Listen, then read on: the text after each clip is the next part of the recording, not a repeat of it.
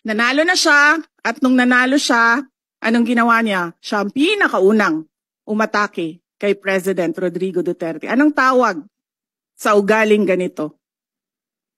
Hindi ko maintindihan yung ugali ng ating resource person. It is a simple question.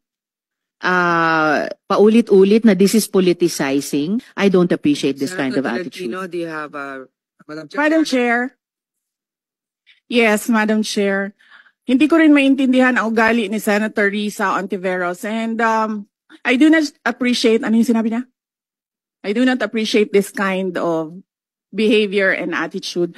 Madam Chair, noong 2016, tumatakbo si Senator Risa Ontiveros na senator, nakailang talo na siya.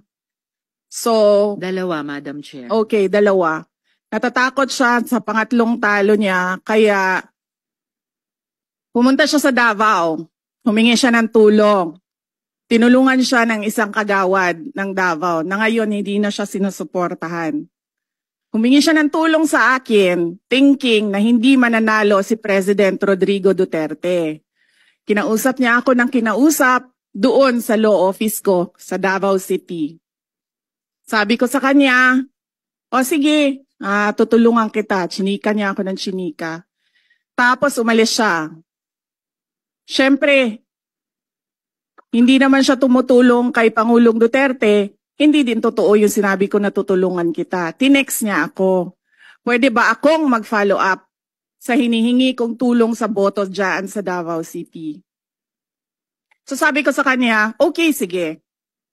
So, tinawagan ko at sinabihan ko at pinakiusapan ko ng pinakiusapan si former Congressman Milen Garcia. Sabi ko sa kanya, Kong, tulungan mo ito. Bigyan mo na lang ng ilang barangay mo at ilang mga leaders mo.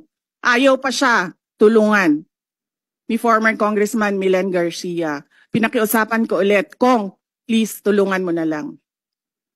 Nanalo na siya at nung nanalo siya, anong ginawa niya? Siya ang pinakaunang umatake kay President Rodrigo Duterte. Anong tawag sa ugaling ganito? with the